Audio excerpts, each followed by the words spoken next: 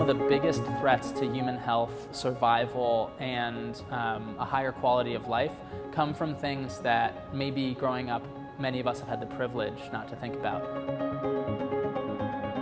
At D-Lab, we work with people around the world to develop collaborative approaches and practical solutions to global poverty challenges. And we engage MIT students and other people in the MIT community, along with a large number of partners around the world in order to do this.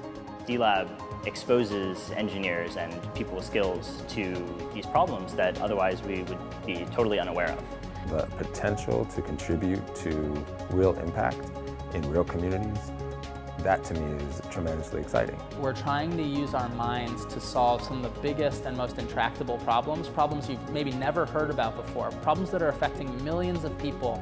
I'd say the most important ingredient in a D-Lab project is relevance. We would like for the outcomes of that project to have a direct impact on the lives of people who are living in poverty. The classes that we teach here at D-Lab are aimed at teaching students about development, both the theory and the practice, but also equipping them with a toolkit so that when they go out into the field, they actually have skills that they can bring to bear. For us, D-Lab serves as this bridge between what happens here on campus and what happens in the world. My group is partnered with the Olive Branch for Children, which is an NGO in Tanzania. People that are sick, people with critical injuries, they do not have the money or the access to get to these medical centers, and so there are often very serious consequences.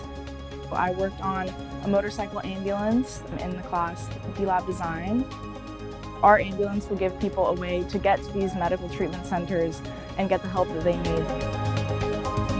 Coming up with a solution is not the end. You have to be able to translate that solution into a viable business or a venture that can live on. We don't just think about what can we here at MIT do for other people, but rather what can we do together. Moringa Connect started with 2 MIT students who took the development class and traveled to Ghana. They discovered an opportunity to produce moringa oil from moringa seeds that were initially just going to waste. So they came back and started the projects trying to design a technology that would help moringa farmers extract oil from the moringa seeds.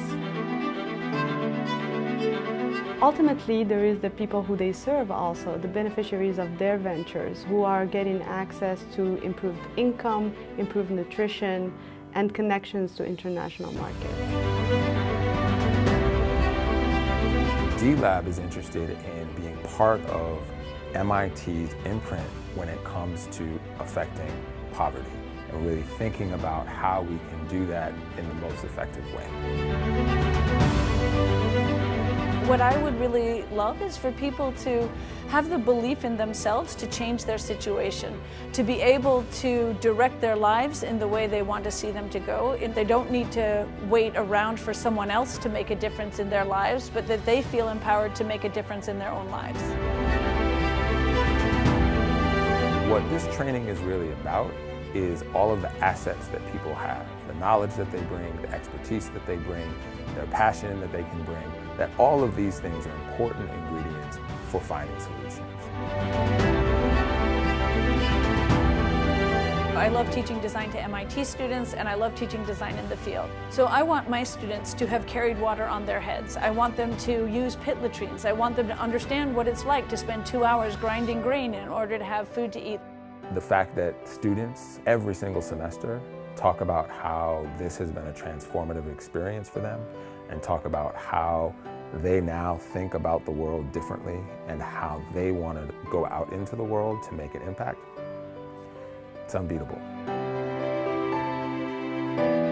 Thinking about it in the context of MIT, where students are learning to use technology, many of them really want to understand why they should care about technology. What difference does it make? And these problems of people living in poverty make it very, very clear. What I'm hoping we do in the next 15 years is take what we've learned over the past 15 and find ways to spread it even wider. We're going to do these things together in the D-Lab way, which is always about bringing joy to the work, bringing hope to the work, believing that we can actually achieve things, and inspiring other students to believe that they can do things.